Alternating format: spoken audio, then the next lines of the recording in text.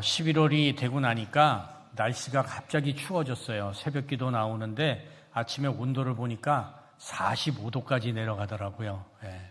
여러분 이 추운 날씨에 감기 조심하시고 건강을 잘 지키실 수 있기를 바랍니다. 종교개혁을 할 때 마틴 루터가 종교개혁을 하려고 열심히 준비하고 기도도 하고 성경도 보고 또 성경 번역도 하고 사람들에게 성경 공부도 가르치고 이런 일을 하느라고 아주 열심을 내고 있었습니다. 그런데 하루는 사탄이 와서 자기를 자꾸 무너뜨리려고 그러더래요. 그 사탄이 와서 자기한테 속삭이는 이야기가 뭔가 하면은, 야, 너 같은 인간이 무슨 종교개혁을 하느냐. 너 알고 보면 다 죄인인데 너도 다른 사람들하고 뭐가 그렇게 크게 다르느냐. 너도 다 잘못하고 실수하고 죄 가운데 있는데 네가 모자랐다고 종교개혁을 한다고 여기저기 뛰어다니고 시끄럽게 그러느냐. 사탄이 자꾸 그런 마음을, 그런 이야기를 하더래요. 근데 마틴 루터가 가만 생각해 보니까 정말 그렇더라는 거예요. 내가 무슨 다른 사람들하고 크게 다른 것도 아니고 내가 그 사람들에 비해서 특별히 의로운 것도 아니고 나도 여전히 매일매일 죄를 짓고 살아가는 사람인데 내가 어떻게 이런 일을 할 수 있지? 내가 왜 성경을 번역한다고 종교개혁을 한다고 이렇게 뛰어다니지? 그렇게 생각하는 순간 마틴 루터가 하나님께서 하시는 말씀을 듣게 됩니다. 하나님이 뭐라고 하시는가 하면은 마틴 루터에게, 그래, 너는 죄인이고 죄가 많은데 그런데 그 죄보다 하나님의 은혜가 더 크단다. 너의 그 많은 허물과 잘못과 죄악을 내가 그걸 짊어지고 내가 십자가에 죽었단다. 그러니까 너는 죄 때문에 괴로워하지 말고 그 짐은 내가 다 졌으니까 너는 열심히 성경을 번역하고 종교개혁을 하고 하나님의 말씀을 가르치고 네가 해야 될 일을 하거라. 이렇게 말씀을 하더랍니다. 그래서 마틴 루터가 자기한테 계속 그렇게 자기를 유혹하고 넘어뜨리려고 하는 사탄에게 이야기를 했답니다. 그래, 네 말이 맞다. 나는 죄인이다. 난 실수도 많고 허물도 많은 그러한 인간이다. 그런데 그럼에도 불구하고 하나님은 나를 사랑하신다. 그럼에도 불구하고 하나님은 나에게 은혜를 베풀어 주셨고 그럼에도 불구하고 하나님은 하나님의 능력의 손길로 나를 붙들어 주셨다. 나의 죄악보다 하나님의 은혜가 더 크기에 나는 오늘도 그 하나님의 은혜를 의지하고 나에게 맡겨주신 사명을 내가 감당할 뿐이다. 이렇게 이야기를 하면서 종교개혁을 이루어 나갔다는 것입니다. 여러분, 오늘 우리의 삶은 어떻습니까? 우리의 삶도 여전히 우리는 죄인인 가운데 있고 죄악된 세상에 살고 있고 죄를 지으면서 살아가고 있습니다. 그런데 여러분, 우리가 같이 기억할 수 있기를 바랍니다. 우리의 삶보다도 하나님의 은혜가 더 크다는 사실을, 우리가 오늘 허물이 있고 죄악이 있고 실수가 있다 할지라도 그것을 받아주시는 더 크신 하나님의 은혜의 손길이 우리를 붙들고 있음을 믿고 살아갈 수 있는 저와 여러분이 되실 수 있기를 바랍니다. 여러분, 하나님의 은혜가 더 큰 것입니다. 하나님의 은혜의 영역이 더 넓은 것입니다. 그래서 우리는 하나님의 은혜로 사는 사람들입니다. 오늘 우리가 읽은 에베소서 본문의 말씀, 사도 바울이 우리에게 은혜 받은 사람의 모습이 어떠한 모습인가를 우리에게 보여줍니다. 과거와 현재와 미래의 우리의 삶의 모습이 어떠한 것인가를 우리에게 보여줍니다. 사도 바울이 이야기를 합니다. 오늘 본문 말씀에 보면은 믿기 이전에, 예수님을 만나기 이전에 내 과거의 삶이 어떠했는가, 우리가 하나님을 만나기 이전에 우리의 삶이, 우리의 인간 존재가 무엇이었는가, 그것을 보여줍니다. 3절 말씀을 같이 읽어보시겠습니다. 전에는 우리도 다 그 가운데서 우리 육체의 욕심을 따라 지내며 육체와 마음에 원하는 것을 하여 다른 이들과 같이 본질상 진노의 자녀이었더니. 자, 전에는이라고 하는 말은 예수님을 만나기 이전입니다. 하나님을 믿기 이전에 우리의 삶의 모습은 어떠했다는 겁니까? 본질상 진노의 자녀들이었다. 죄악 중에 출생해서 죄를 저지르며 죄 가운데 살고 있었던 본질상 진노를 받아야 됐던 하나님의 심판을 받아야 했던 우리의 삶이었다는 것입니다. 그런데 하나님을 만나고 나니까, 부활하신 주님을 만나고 나니까 내 삶이 변화되었다는 것입니다. 여러분, 사도 바울이 하나님을 만나기 이전과 하나님을 만난 이후의 삶에 변화된 것이 무엇입니까? 여러분, 막 생긴 게 변화되었어요? 그건 아니겠죠? 이 사람이 뭐가 변했을까요? 그전에는 사랑의 마음이 없었는데 갑자기 막 사랑의 마음이 생겼나요? 그전에는 어리석게 살았는데 갑자기 지혜롭고 똑똑해졌나요? 실력이 없었는데 갑자기 실력이 늘었나요? 여러분, 그런 게 아니었어요. 그게 아니고 내가 하나님을 믿기 이전의 삶과 하나님을 믿고 난 그 이후의 삶에 변화된 가장 큰 특징 중에 하나는 나에게 하나님의 은혜가 있다는 사실입니다. 그전에는 은혜를 몰랐어요. 그전에는 내가 구원받는 것이 내가 잘나서, 내가 많은 노력을 해서 율법을 지켜서 그래서 구원 얻는 건 줄 알았어요. 그런데 부활하신 주님을 만나고 나니까 그게 아니더라는 거예요. 하나님의 은혜로, 하나님이 나를 사랑하셔서, 하나님이 나를 붙들어 주셔서 내가 은혜의 사람이 되었고 구원받은 사람이 되었다라고 하는 이 생각이 바뀌게 되었다는 것입니다. 그래서 오늘 사도 바울은 1절부터 3절까지 은혜 받기 이전의 모습과 4절부터 10절까지 내가 은혜 받은 이후의 모습을 우리에게 보여주고 있는 것입니다. 우리 한국에서 의사 선생님들 가운데 요즘에 수입이 제일 좋은 선생님들 중에 한 분이 어떤 분인가 하면은 성형수술 하시는 분들이래요. 이 성형수술 하시는 분들이 수입이 좀 괜찮대요. 좋대요. 근데 성형수술 하는 데 가보면은 성형수술을 얼마나 잘하는지 선전할 때 거기에다가 어떤 포스터를 붙여놓는지 아세요? 비포와 애프터가 붙어 있어요. 비포에 이렇게 생겼던 사람이 애프터, 이렇게 예쁜 모습으로 변했다. 그래서 한국에 이게 얼마나 유행인지, 또 한국은 이 성형 기술이 굉장히 좋대요. 어느 나라도 못 따라온대요. 그래서 우리나라에 유행하는 말이 있대요. 어머님이 날 낳으시고 원장님이 날 만드셨대요. 이렇게 기술이 좋은데 거기에서 선전하는 게 뭐예요? 비포와 애프터가 뚜렷한 구분이 있어야 돼요. 그렇죠? 그래야지 이게 선전이 될 것 아니에요? 그래서 비포와 애프터가 뚜렷한 구분이 있습니다. 우리 그리스도인들에게 예수님을 믿기 이전 비포와 예수님을 믿고 난 후에 애프터가, 여러분 무엇으로 그것이 차이가 나겠습니까?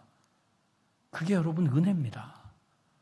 은혜를 몰랐는데 이제 은혜를 알게 되었고, 은혜를 깨닫지 못했는데 그 은혜에 감사하고 기뻐하는 삶을 살아갈 수 있게 되었다는 것입니다. 여러분, 이 은혜가 저와 여러분의 삶 가운데 충만할 수 있기를 바랍니다. 그래서 여러분, 우리에게는 이 하나님으로부터 받는 은혜, 이 은혜가 중요합니다. 이게 왜 중요한가 하면요, 첫 번째는 우리는 은혜를 통하여 성장하고 성숙합니다. 은혜 안에서 우리 그리스도인들의 삶은, 신앙은 성장하게 되어 있고 성숙하게 되어 있습니다. 여러분, 어린아이들이 성장을 하려면 잘 먹어야 되겠죠? 우리 그리스도인들이 성장하는 비결도 거기에 있습니다. 은혜를 많이 받아야 됩니다. 은혜의 사람이 되어야 됩니다. 그래서 하나님의 은혜 때문에 기뻐하고 감격하면, 그렇게 하면 할수록 우리의 삶이 어떻게 됩니까? 더 성장하고 자라고 성숙해지는 것입니다. 그래서 우리는 은혜를 많이 받아야 되고 은혜로 사는 삶에 익숙해야 되는데, 사실은 우리의 삶이 그렇지 못합니다.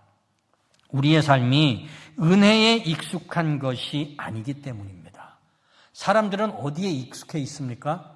세상 사람들은 죄 가운데 사는 일에 굉장히 익숙해 있습니다. 은혜에 익숙해 있는 것이 아니라. 그래서 우리가 은혜의 사람이 되기 위해서, 은혜의 방법으로 성장하기 위해서, 은혜에 익숙한 사람이 되기 위해서는 은혜 받는 훈련들을 해야 됩니다. 기도하고 말씀 보고 예배 참석하고 나에게 베풀어 주시는 은혜가 무엇인지 그것을 바라보면서 항상 감사하고 기뻐하는 삶을 우리가 살아야 되는 것입니다. 그런데 사람들이 죄 가운데 죄악된 세상에 살다 보니까 죄 짓는 일에 죄 가운데 사는 삶에 익숙한 거예요. 그래서 여러분, 우리가 은혜로 살고 바른 삶을 살려면 어떻게 해야 됩니까? 연습해야 되고 훈련해야 되고 자꾸 해봐야 되지만 죄 짓는 일은 어떻게 하면 됩니까? 그런 걸 하나도 할 필요가 없어요. 그냥 가만히 있으면은 죄 짓는 것은 하나도 어렵지 않아요. 죄악된 세상에서 어울려 살아가는 것이 우리가 그것이 어려운 일이 아닙니다. 죄 짓는 것은 가르쳐 주지 않아도 스스로가 잘 알아서 합니다. 안내해 주지 않아도 가르쳐 주지 않아도 스스로가 잘 찾아서 합니다. 근데 여러분, 은혜 받는 길은 그렇지 않습니다. 내가 은혜 받고 하나님의 은혜에 익숙한 것은 내가 그만큼 하나님 앞에 우리의 신앙의 훈련이 필요하다는 것입니다. 이스라엘 백성들이 광야 생활을 하면서 배운 것이 무엇입니까? 은혜의 방식대로 살아가는 것을 배우는 것입니다. 가나안 땅에 들어가서 살기 위해서 하나님께서 너희들은 가나안 땅에서 은혜의 방식대로 은혜에 익숙한 삶을 살아라. 그래서 광야에서 뭘 하는 겁니까? 그 하나님의 은혜를 받는 훈련을 하는 겁니다. 광야에서 어떤 훈련을 했어요? 하나님이 만나를 주셨어요. 하나님의 은혜죠. 메추라기를 보내주셨어요. 하나님의 은혜입니다. 불기둥 구름기둥으로 인도해 주셨어요.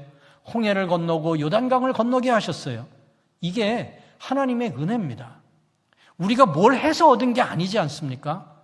그래서 그 하나님의 은혜로 살아가는 삶이 어떤 삶인가? 하나님의 은혜로 감사하고 감격하는 삶을 가나안 땅에 들어가서도 그렇게 살아야 하기에 그 은혜로 사는 삶을 훈련시켰던 것입니다. 지금 이스라엘 백성들은 어떤 삶에 익숙해 있었습니까? 노예의 삶에, 종의 삶에 익숙해 있었습니다. 오랜 세월 동안 노예로 지냈고 종으로 지냈거든요. 근데 노예와 종의 삶의 특징이 뭔지 아십니까? 그거는 불평과 원망입니다. 이스라엘 백성들은 노예로 살면서 내 삶은 왜 이런가? 왜 내 것을 다른 사람들이 빼앗아 가는가? 누가 무엇을 받는데 나보다 저 사람이 조금 더 받으면 그것을 시기하고 질투하고 원망했습니다. 그래서 원망과 불평의 삶이 그들의 습관이 되어서 그들의 삶이 되어서 늘 그런 삶을 살아오고 있었습니다. 그런데 가나안 땅에 들어가는 것은 이집트에서 나오는 것만이 문제가 아닙니다. 우리의 그러한 삶의 방식, 내 사고방식을 은혜의 방식으로 바꾸어야 되고 은혜에 익숙한 삶을 살아야 하기 때문에 그 훈련이 광야의 훈련이었던 것입니다. 가나안에 들어가서는 하나님 앞에 하나님의 은혜를 기억하고 감사하는 삶을 살라는 것입니다. 여러분, 오늘 우리는 어떻습니까? 우리가 이 세상을 살아가는데 광야와 같은 인생을 살아간다고 우리가 말을 합니다. 여러분이 광야와 같은 인생 어떻게 살아가는 것이 지혜로운 인생이겠습니까? 하나님의 은혜를 받는 삶을 살아야 됩니다. 하나님의 은혜를 받고 그 은혜에 익숙한 삶을 살아갈 수 있도록 내 사고방식과 내 삶의 방식이 은혜의 방식으로 바뀌어질 수 있도록 우리의 원망과 불평의 삶이 감사와 기쁨과 감격의 삶으로 바뀌어질 수 있도록 우리가 이 땅에서 훈련하는 것입니다. 그래서 하나님 나라에서 어떻게 살아가라고요? 하나님의 은혜를 감사하고 기뻐하고 감격하는 그 삶을 살기 위한 우리의 훈련의 장소라는 것입니다. 여러분, 오늘 우리에게 베풀어 주시는 그 하나님의 은혜를 바라보고 감사하고 감격하는 삶을, 하나님을 찬양하는 삶을 살아가는 저와 여러분이 되시기를 바랍니다. 두 번째로 이 은혜라고 하는 것은 하나님의 은혜는 계속해서 우리가 받지만 그 은혜를 또 지켜나가야 하는 것이 우리의 삶인 줄 믿으시기를 바랍니다. 그래서 받은 은혜를 우리의 삶 속에 은혜가 되게 해야 한다는 것입니다. 하나님은 우리에게 많은 은혜를 주셨습니다. 그런데 그 받은 은혜를 모르고 은혜를 깨닫지 못하고 은혜를 버리며 살아가는 사람들이 있습니다. 하나님은 우리에게 많은 복을 주셨습니다. 그러면 그 복이 나의 복이 되게 하는 것은 우리의 책임입니다. 그래서 여러분, 우리가 은혜를 받았으면 그 한 번 받은 것으로 끝나는 것이 아니라 그 은혜가 계속해서 나의 은혜가 될 수 있도록, 내가 하나님으로부터 받은 복이 나의 복이 될 수 있도록 이것을 지켜나갈 수 있는 우리의 삶이 될 수 있기를 바랍니다. 성경에 은혜 받은 사람들이 참 많이 있어요. 다윗도 그렇고 요셉도 그렇고 야곱도 그렇고 하나님의 은혜를 받은 사람들이 많이 있죠. 근데 여러분, 이 사람들의 삶을 보면은 한 번 은혜를 받은 것으로 그친 것이 아니라 자기가 받은 그 은혜를 끝까지 지켜나갑니다.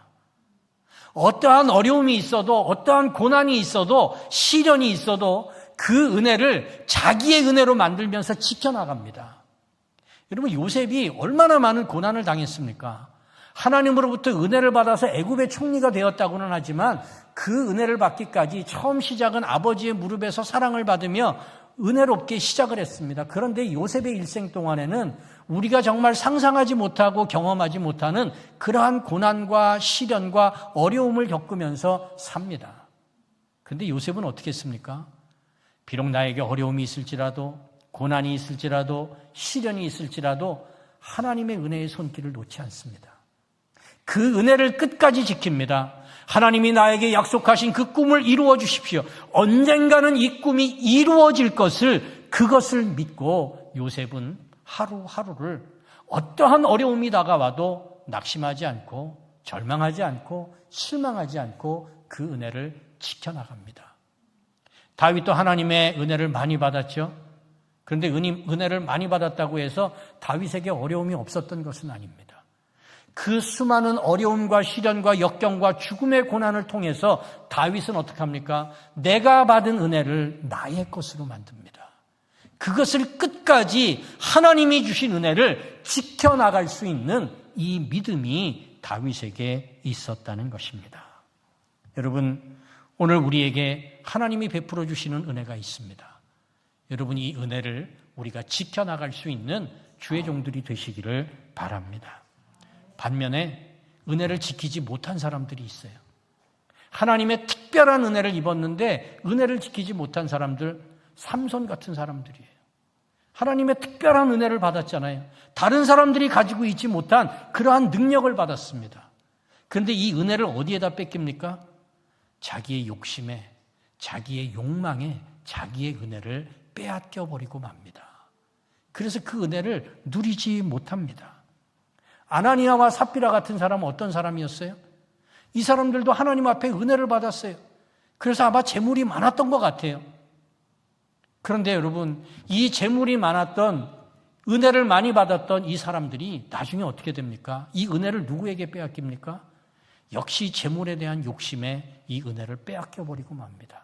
그 은혜를 지키지 못합니다.